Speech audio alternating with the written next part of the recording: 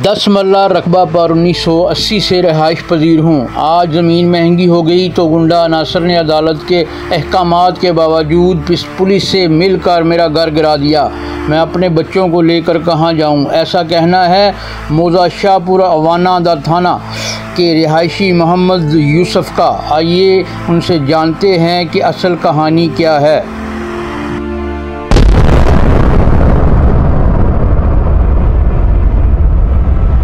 साढ़े को हुण आन के महंगाई हो गई है, महंगी जगह हो गई है। महंगी जगह वेख के जी साढ़े को बस जगह लेना चाहते हैं, कहने जगह सानू वापस कर दो, असी पैसे तुहानू दे देने। असी क्या जी असी गरीब बंदे आ, साढ़े को कोई गुंजाइश नहीं, कोई साढ़े को जगह नहीं और रहन बहन नूं तुहाडी मेहरबानी सानू जगह दी जाए।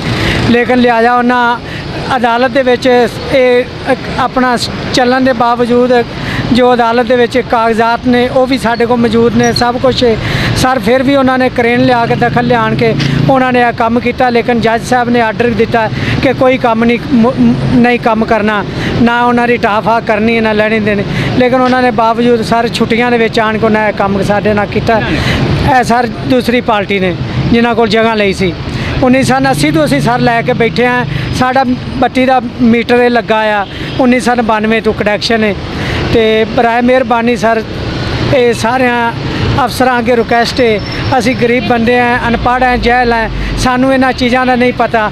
लिहाजा साडे ते कोई मेहरबानी फरमाई जाए तो तुहाडे ते अपील है सारे।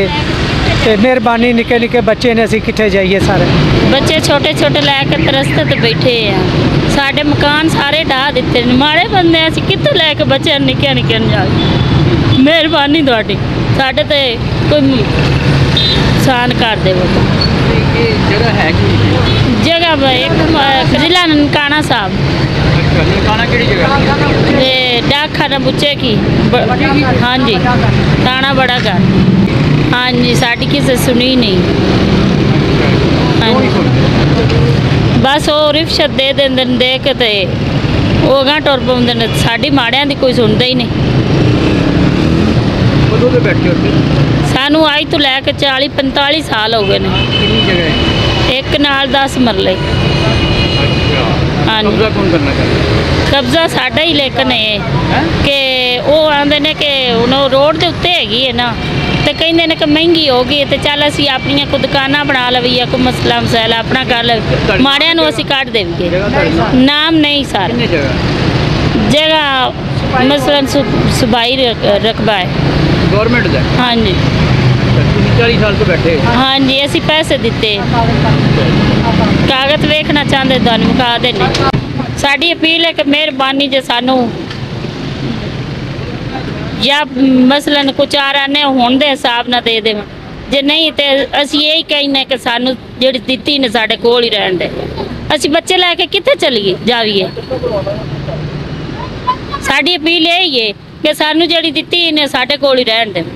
मेहरबानी उन्हां दी। ये दित्ती है दुए भुट्टो ने। हाँ जी, नूर बल्द बशीर है उन्होंने दित्ती। अच्छा, दूजी पार्टी किहड़ी पार्टी? सर दूजी पार्टी खिची ने, कलसो खिचियां दे रहन वाले ने जी। उन्होंने को रकबा लिया सी जी 1 कनाल ते 10 मरले। ਉਹਦੇ ਚ ਆਣ के सारा सूबाई गौरमेंट ही रकबा है। फर्द मेरे कोल है सर। ठीक है। हाँ जी, सूबाई गौरमेंट के 40 साल तो पुराना 40 साल तो 1980 तो सारे असी रह रहे हैं। 1992 का मीटर है सर। बत्ती का बिल जोड़ा कनैक्शन साढ़े दे बाद लगा, माड़े बंदे असी नहीं पैसे दे सके, लेकिन असी बाद को 4-8 साल 10 साल लवाया वे, लवा के सर असी बैठे हैं। तो मेहरबानी सर साढ़े माड़ियां दी कोई खिदमत की जाए, साढ़े माड़ियां दे हक च की जाए, साढ़े माड़ियां नूं दित्ती जाए जिथे असी रह रहे हैं। रोड के साथ क्रेन दे नाल सर दे दित्ती 4 दिवारी।